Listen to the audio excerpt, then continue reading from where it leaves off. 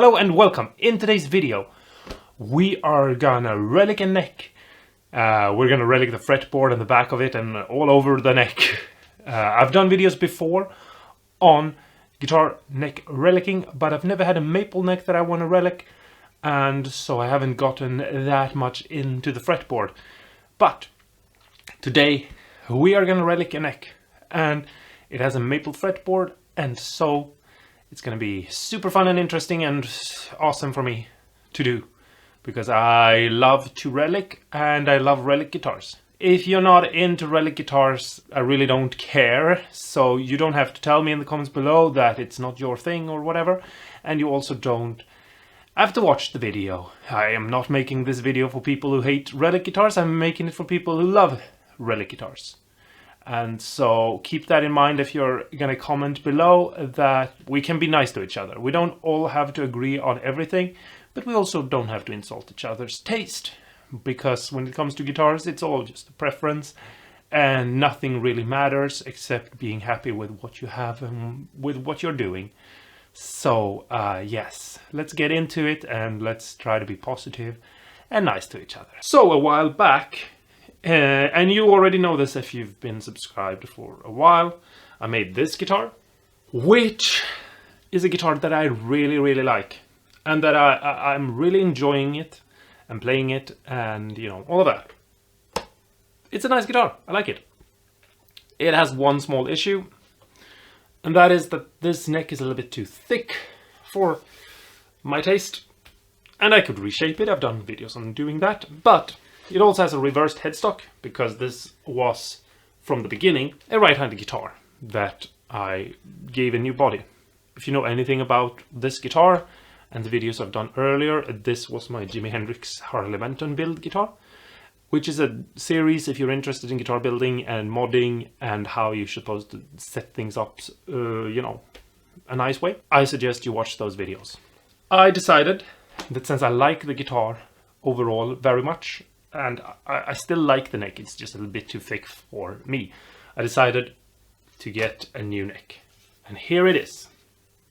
Now, as you probably can tell, I've already done some prep work. Most of it is about sanding and polishing and things like that. Things that I've already done videos about. But one thing that I haven't really talked that much about is that I've also painted this neck. You might see that it has a bunch of different colors, and that it also has spots and things like that. And the thing is, when you're gonna relic a neck, you can't really just take any neck and just go to town on it, because if it's poly, it's gonna be hard for you to do. They are usually painted really thick.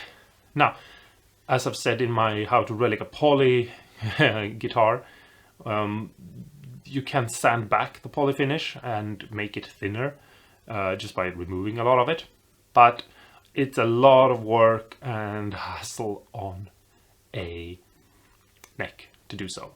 You can do it, I've done it, it's not, you know, something that is impossible, but I would suggest that you get a bare neck like I did here, and that you paint it. That also lets you look at necks that are old and see if you can mimic the natural being in the environment sort of wear. Because yes, you have the wear of it being played, but you also have the wear of, you know, the lacquer being in the sun and being in bars and, you know, all those things that old guitars have been through. And that's what I've been trying to mimic on this one. As you can see, it has a little bit of different areas, and it's more yellow and brownish. I've made the hair, for example, a lot darker, because that's where the tuner is, so this will look a little bit more like grime. You know, small little things like that. I've also burned through the finish, as you can see up here. When we get into it, you'll get closer looks. I've also done the same on the fretboard. I've tried to make it darker where we're gonna relic it, just, you know, sort of make it look a little dirty by nature.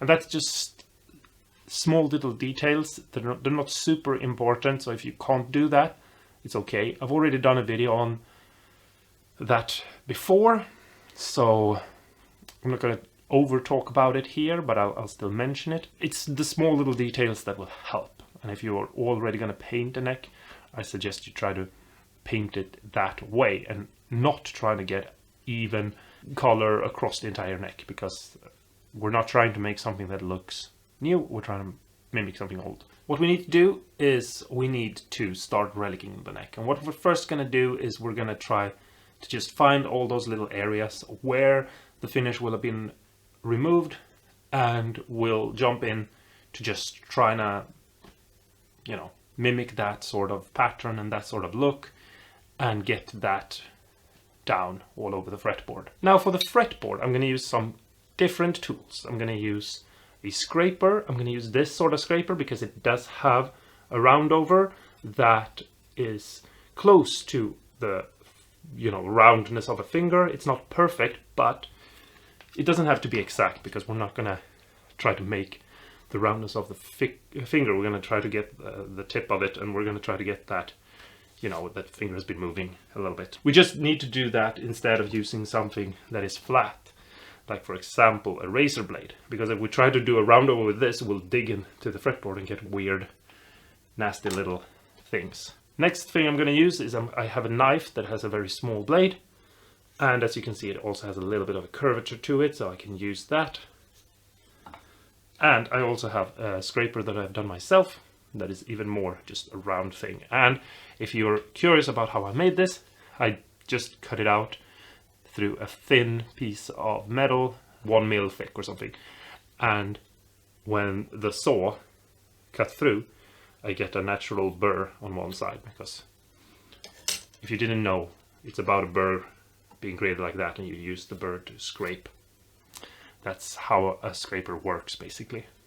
So let's change camera angle, because we all love when that happens, and you know, get into it, and we'll relic this guitar neck's fretboard, and it will all be good. So here is the neck, as you can see, and I've put it back into my clamp system, which, if you've seen my shorts where I showed you how I paint a neck, you saw this thing here. I put it back in it because it lets me rotate the neck in place like this, and I can work wherever I want to work at the moment. So let's start off at the beginning of the frets, somewhere around here. That's the first fret. There we have it. And I hope you can see what I'm doing. Now, the more you do this, the better you're going to get at it. And the less you're going to have to rely on pictures. But I have my phone here, as you can see, there it is. And I'm gonna use some reference pictures with it. But another thing that is really important is to try and understand why the fretboard looks the way it does. Because sometimes you'll see really bad relic jobs, and it will be basically someone who has just looked at a picture, like I'm doing right here. I have a picture that I took off Google, and if you can go and take pictures, you should do that. That's what I usually do. I have my own database of pictures that I'm using, but I'm gonna go off Google Pictures right here, right now, because that is something that you can do as well. And I'll show you that it works. But the thing is, you have to think about like things like, how does this sort of relicing occur on a fretboard? And the way it occurs is things like pushing down the strings and then digging into the lacquer and bending notes and the finger getting in and the nail scraping it. So that's the sort of mimicking we want to do.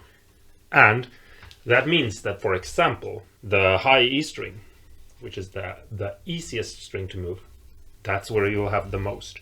While the low E string, which is a little bit confusing maybe because you might be right-handed and you don't realize that I have my dots right over here, which I don't know if I can show you now. It moves out of frame. But anyway, it's not important. It's harder to get those to dig in. They still will, and you still have to relic up here. Because another thing is, it's very easy to just pick a scale, mark out the placement of that scale, and hope that it will all basically solve itself. But the thing is, if you've had a guitar for like 70 years or something like that, you're not gonna never play anywhere else. There's very few people who just pick one scale and play that, you know, for the rest of their life without ever doing anything else. Right? That sounds kind of crazy to me, right? You will have people playing up, you know, up on the low E all the way down and just doing weird things and just messing around, noodling, you know, and you have to mimic that as well. So you have to basically relic everywhere and not just where you're going to relic enough to go through the finish. Does that make any sense? I hope it makes sense to you. If not, just realize that that's sort of the way things are. But anyway, I have a picture here, and I have a pen here, and I'm going to start off just trying to mimic some drawings here. So a little bit here, right there. I'll do a little bit, and I'll draw that in. I'll move up a little bit and draw some in, and a little bit more there. And then I'll move over to the next one.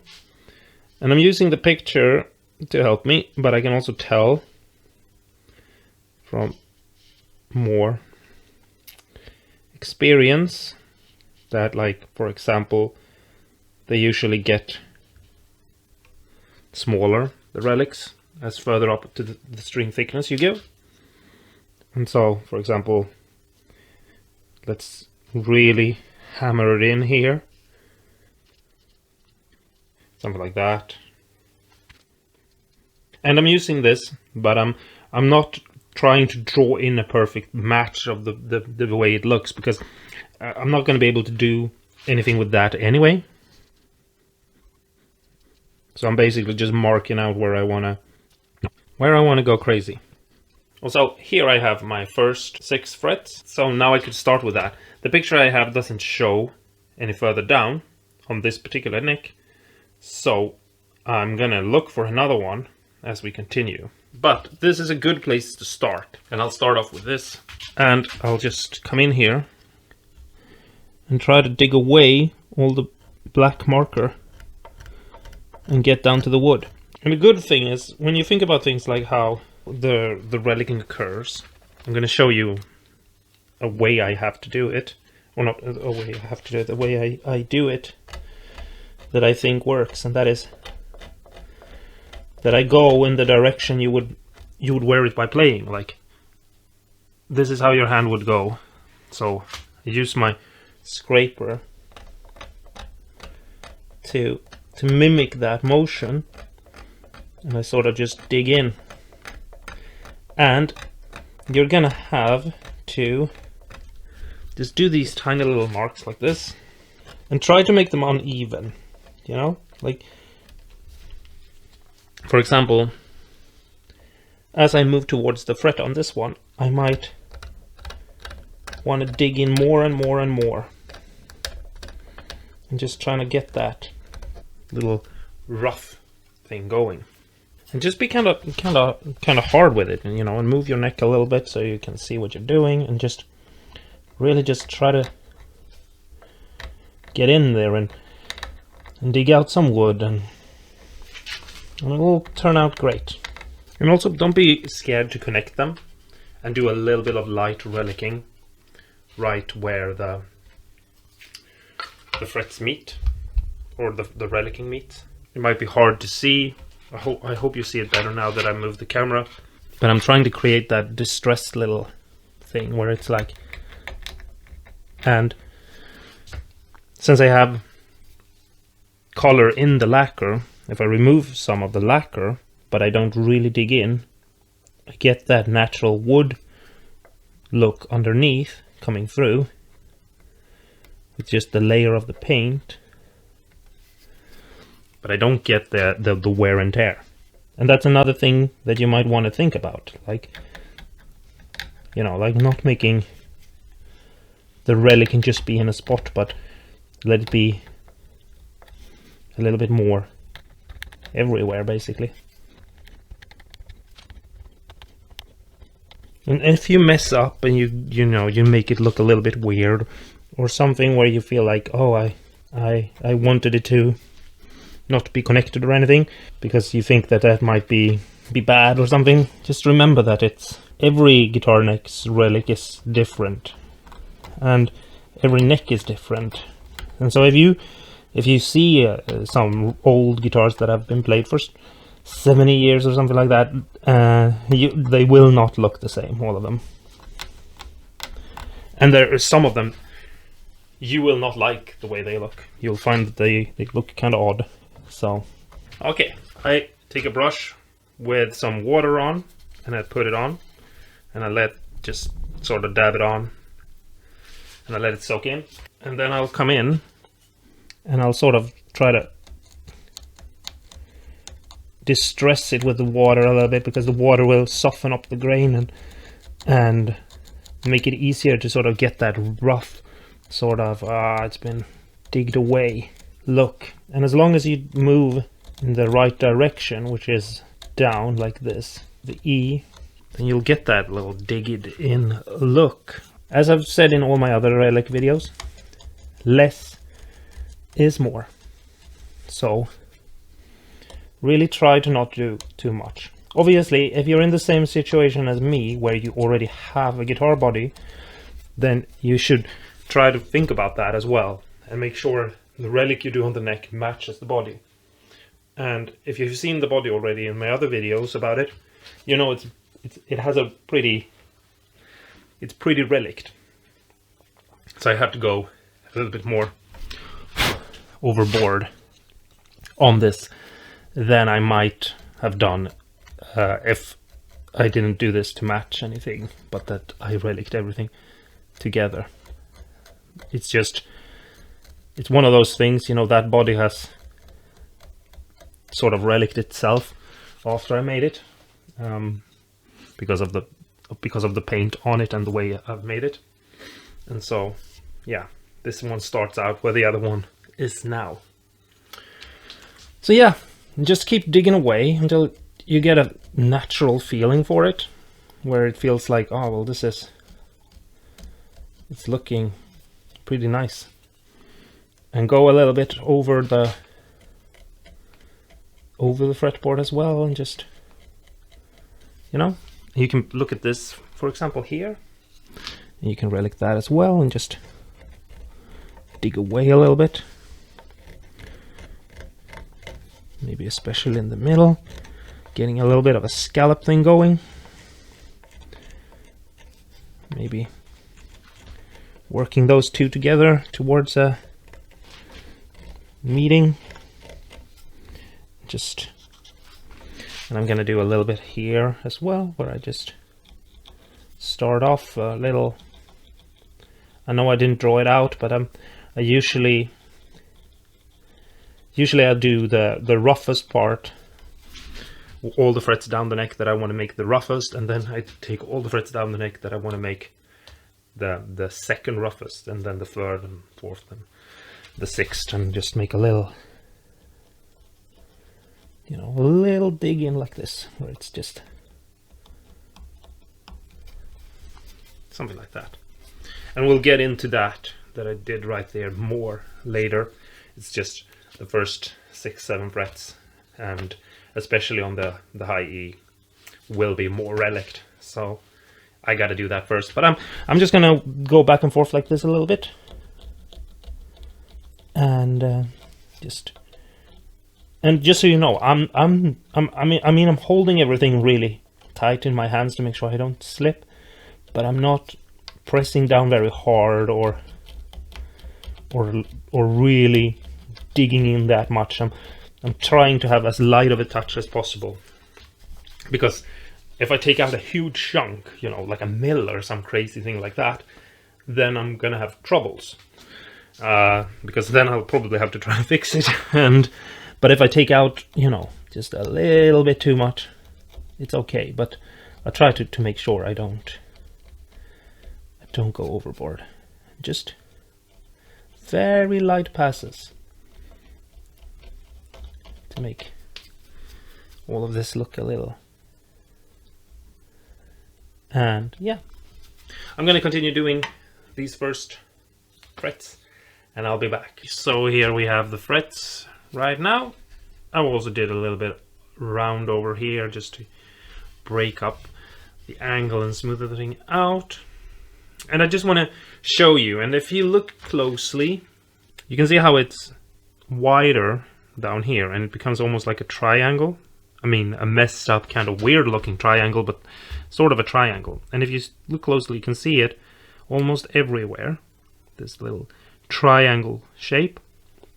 Obviously don't do them too much like a triangle, and also don't repeat the same too much, because then it will look generic. But thing is, you have to think about how the relicing occurs, like what is it that makes it happen. And the thing is, you obviously know this if you've played guitar for more than an hour, but the string will rest on the fret where you're pressing down. So if you press down here, the string will rest here. That means that you will have a sharper edge angle on the string here than here, because you're pressing down here and you're basically distorting the shape of the string to go down. I hope this makes sense. That means that as you're moving the string around and you're pressing it down, it will dig in at a certain place, but the string won't be freely to move here in the same way. Here it will only lie on the fret and move with the fret where it's being shaped. So basically, if that's the string, it doesn't bend like that. It bends like this. That means it leaves a flatter side here than it does here, because you're pressing it down into the fret that you're fretting. I hope this makes sense. If it doesn't, talk to me in the comments below and I'll try to explain it a little bit better. But basically, what that does is it leaves this side sort of flat and parallel to the fretboard, to the fret, whilst this one is sort of a fade out.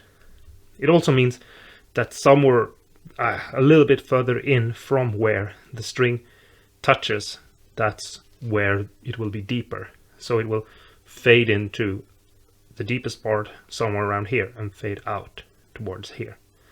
But it will have a sort of triangle shape like that.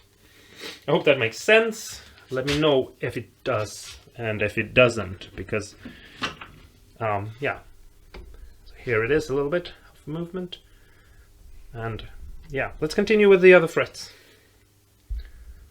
You might be tempted to do something, and I'm going to show you now, and I just want to tell you that this is a slow process. This is something that will take its time, and you have to let it take its time. If you want this to look real and good, you have to let it take your time. You will find pictures online of people who are not taking their time and they're sort of rushing through this. They might use a Dremel to sort of go through it really quickly.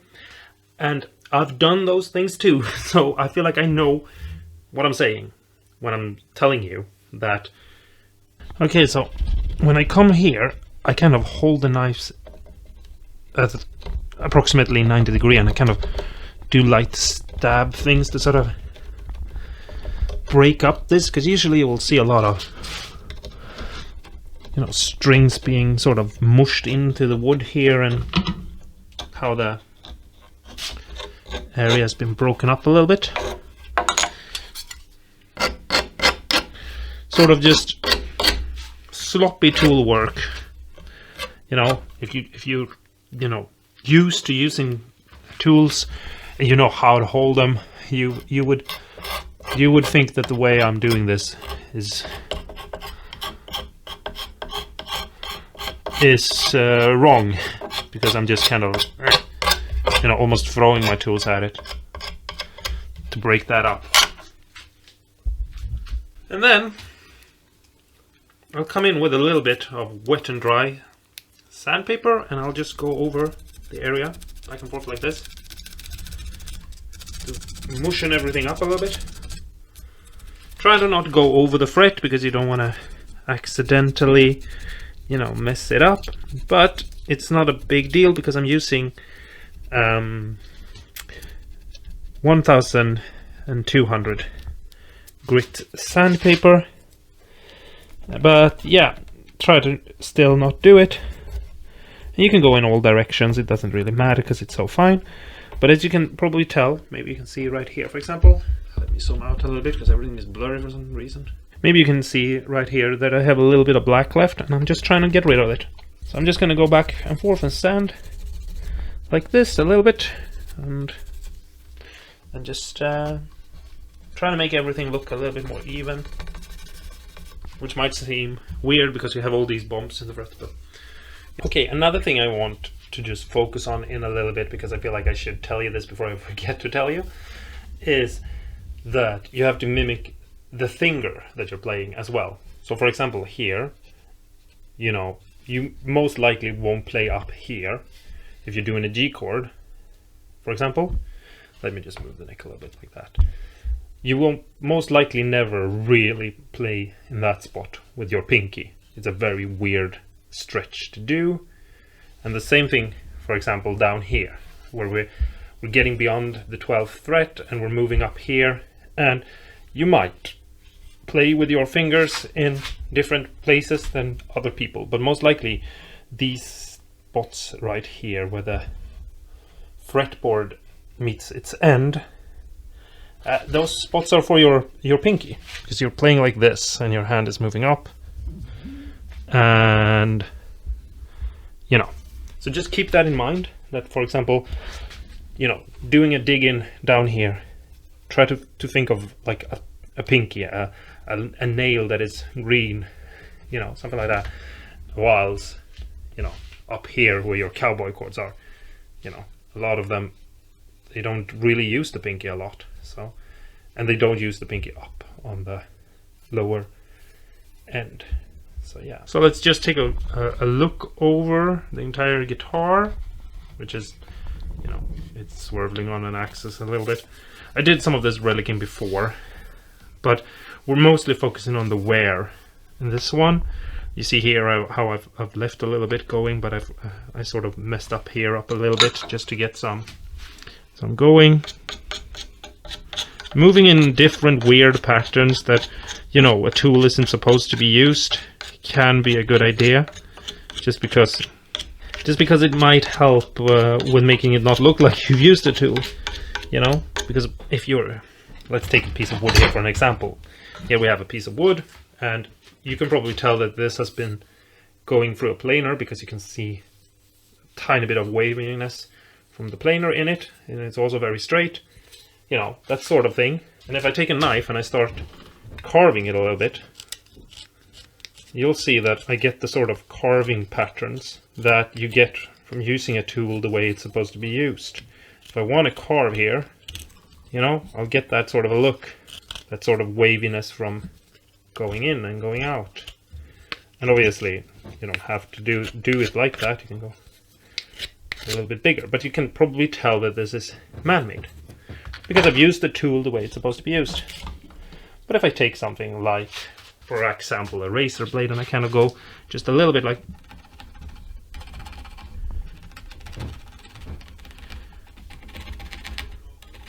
and I start to like mess up this with like using the blade in a way that isn't necessarily the way it's supposed to use a blade. Obviously don't do anything that might end up getting you cut or something, because that's maybe taking things a little bit too far. You know, mess around a little bit with the, and do it very lightly. Like, I wouldn't scrape, if I was trying to scrape this and get a professional removing of the finish, then I wouldn't, you know, I wouldn't move like this, and I wouldn't be this light-handed. I'm basically not almost touching anything at all. Super light passes, because we don't want to destroy the wood necessarily, we just want to soften it up a little bit, and get some sort of interesting pattern going. And the same thing on the upper here. I do a lot of chords with my thumb over like this, and just super light, like scraping the lacquer to the point where you're almost going through. If you hold it at an angle from that, then the edge will have the most removed, but the rest won't have it be that bad. So you can sort of blend it in. And all of this, you don't have to go as much overboard as I am, because I'm kind of really putting it on there. So just keep that in mind, but I think this is gonna fit that guitar pretty well.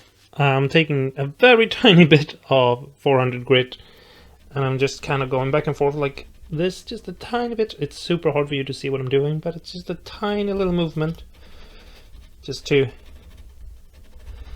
try to smooth everything out, because I want to have a certain feeling, and we're gonna get there, but we have to do a little bit of sandy with 400 grit in all the little, just fold it, you know, double fold the little piece, break it over your finger, and then just go into all the little nooks and crannies and keep it away from the frets, because we don't need to mess them up any more than we've already done. And you can, obviously, you can tape them off, but you should keep your hands away from the frets anyway, because you can go through the paper, or the sandpaper, I mean the tape. But also, I'm gonna level and crown and do all that on these frets, because I haven't done it yet. It's not really a part of this video, so I'm gonna skip it, but just telling you, because I realize some of you might be a little bit nervous seeing this and going like, whoa, what's going on, man? What's going on with them frets, man? And just a very light little bit of sanding too. Okay, so I'm gonna do a little bit of relicing on the headstock, and my favorite tool for doing this is this piece of concrete with some stone in it. It has a bunch of textures and things, so I can just give it light taps like this. I usually like to go a little bit more up here, because I usually always bump this area. So I'm just gonna hit it like this to break the lacquer, but not to do any real damage. I have a weird thing here from an earlier video where I spliced in a piece of wood, so I'm gonna work that area, and just to do the edges where I feel like, you know, maybe a little bit of small damage would have been done, and going like attacking it from the side and going up and down and going in all directions like this will break it in a very natural way. And then flipping the stone around and using a different piece that will create different mars, and just do it in very lightly, but a lot of times will. Okay, so here is the neck now, and in this bottle I have vinegar that has been laying in rust for a long time and dissolved. I call this liquid rust because then everyone knows what I am talking about, but you don't have to make that. You can just, you know, take something that is rusty and put it in vinegar and leave it there for a couple of hours or days, but I kind of like having it already made so that I can use it whenever I want to, basically. And I'll just put it on a rag like this, and I'll just smear it and cover everything with it like this.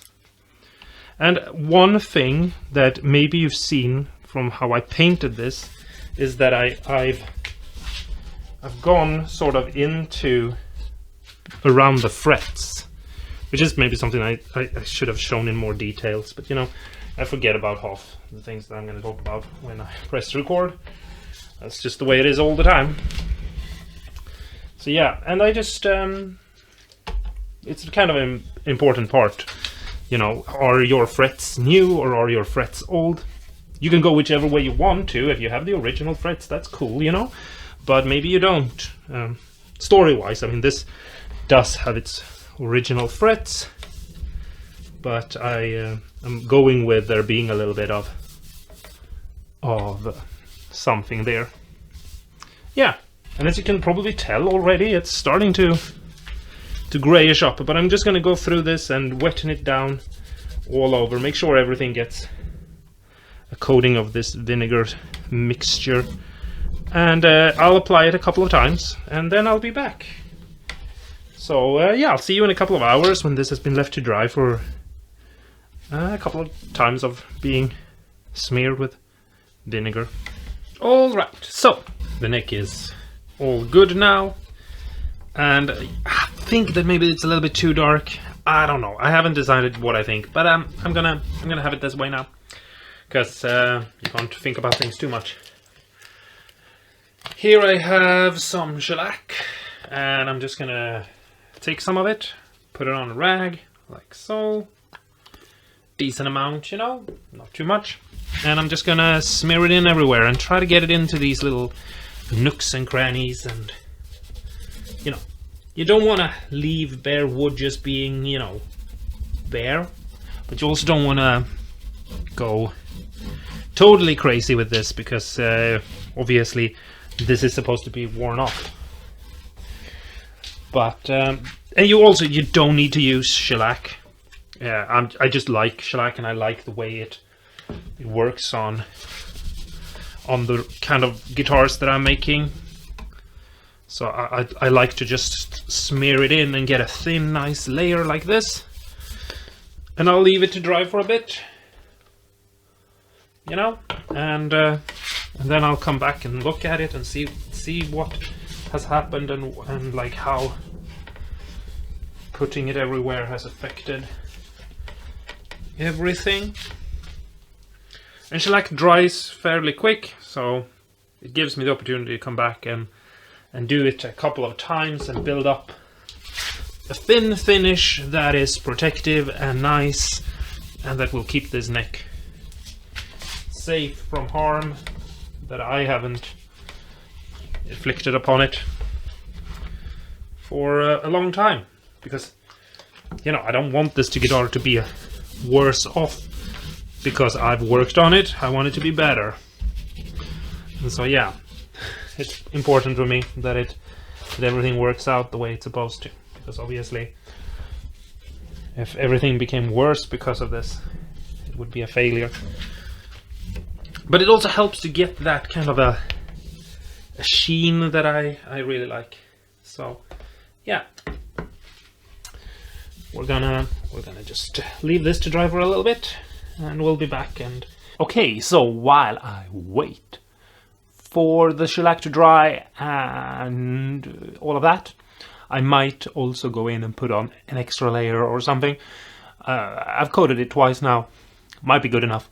We'll have to wait and see. But while I wait for it to dry before we go on to the next step with the neck, I'm gonna take this guitar right here.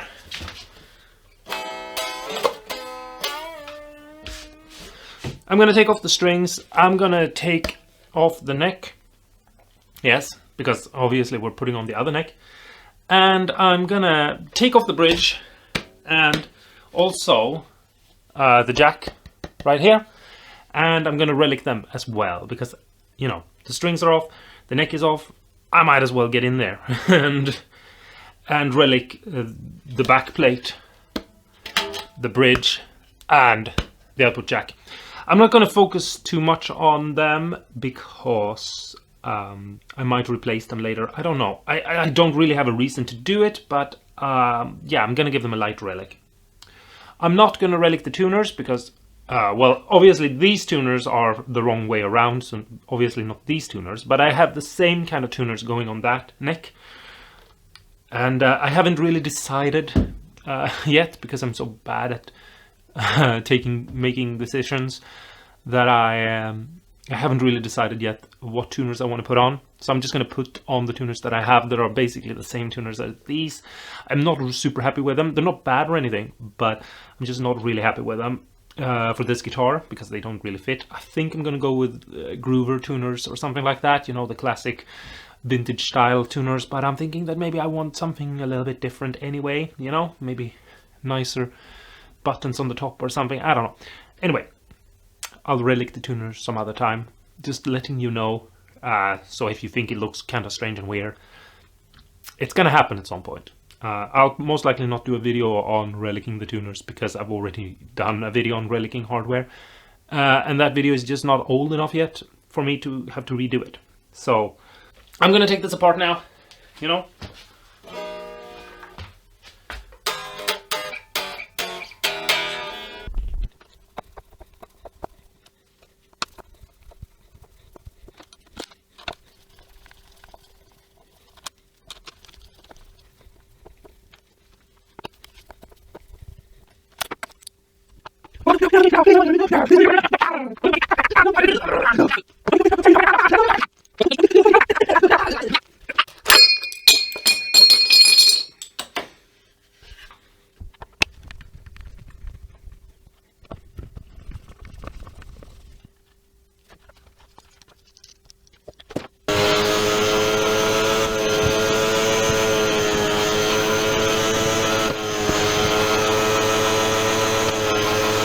Alright, so here is the neck, and it's looking good. And the thing that I was going to talk about, the last step, is the back here. After I'd let this drive for a while, I sanded it back with 400 grit again. And then I reapplied everything and sanded it back with 400 grit again. And I did that a couple of times, and now it's really, really nice. And to top it off, here I have some wet and dry 1200, and I'm just gonna give it a light sanding on the back here again. And this is just to get to that point where it's just smoother than any neck that you can buy. When it's smoother than, you know, just that extreme niceness that is the reason why people like relic guitars, you know, and relic neck is and all of that. So a little bit of water, I'm gonna get some more. And now as a last thing, I take some teak oil, I put it on a rag, and I smear it in on the back here. It looks amazing. That is exactly how I want my guitars to look. That is just so good. Ah, beautiful. I go over the edge as well, just to make sure that everything is nice. Go back and forth a little bit, just like so. But as you probably can tell, it's more glossy now than is, you know, normal for a guitar. And obviously that's because there's oil on it, and it makes it look like it's glossy, even though it's, you know, not really. But I take my 1200, and instead of putting water on it, I put a little bit of teak, smear it around, so I have a blob, and then I just use that to like push this around. And I go up on the edges to sand out any bumps or blend everything in betweens that haven't naturally occurred. And I go over everything just to doll up the areas a little bit and give it that semi-sheen kind of look. And it's just a light pass, it's not, you know, something serious. Something like that. And now we'll just leave it to dry for a little bit, and I'll come in with just some tissue, and I'll just wipe all the excess off.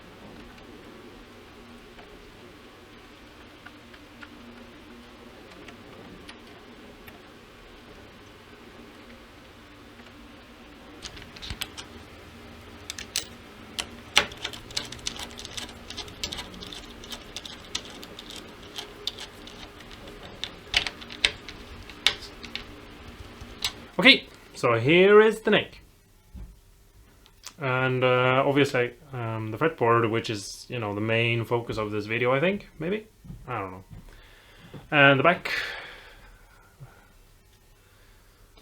and yeah, and some some relic on the headstock as well.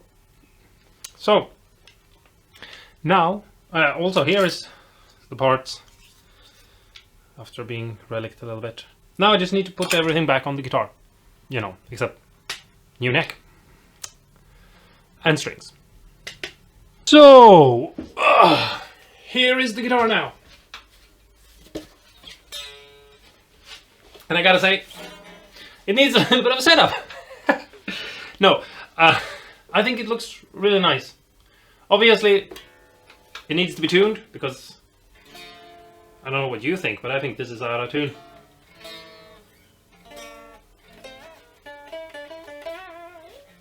Anyway, the string height is a little bit high, so I need to adjust that and do, you know, intonation, things like that. But I think it's going to be kind of nice to play this. I hope it's going to be. I hope you agree that it looks cool. So I'm quickly going to go and do a little bit of setup. But as there is, you know, a beautiful sunny summer day, which is like the first in a while now, I was thinking we'd go out, film some B-roll, and just, you know, have some nice pictures of it. And then I'll play the guitar and we'll have that in the background, so we'll have some nice bits of everything. I don't know. Anyway, that's the end of this video. And thanks so much for watching. If you liked the video, let me know by pressing the like button. If you're new here, don't forget to press the subscribe button. If you want to talk to me, questions, or you just want to tell me about the guitar, what you think, do so in the comments below. But be nice. I realize that there are a lot of people who don't like relic guitars, but as I've said before, I like them. And I wouldn't have made a relic guitar if it wasn't because if it wasn't because I liked it. So, yeah. I'm gonna go out now and film some B-roll, and yeah, you're gonna stay awesome and cool. Thought I was about to forget to say that. Yeah, you stay awesome and cool, and go and build yourself a guitar. Something nice that you like, something that inspires you to play, something cool. It can be reliced if you wanted to. It doesn't have to be reliced. You can put stickers on it, or you can make it look super pristine and use quilted flamed maple mahogany. I don't know.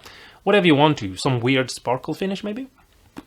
The world is your oyster and you're a very, very hungry seal. But before I go, I want to ask you a philosophical question. You see, this guitar now, first, when I built it, I changed out the body. Kept everything else. Well, except for the bridge. And now I've also changed out the neck. And, you know, basically, I mean, I've changed out the tuners and modded the pickups and everything. My point is, at some point, maybe I'll change out the electronics. And is it a new guitar or is it an old guitar? Is it the same guitar or is it something completely new and different? Is it something else? Is it still the same guitar? Is this still my Harley Benton Jimi Hendrix guitar? Even though the only thing about this that is Harley Benton at this moment is the electronics.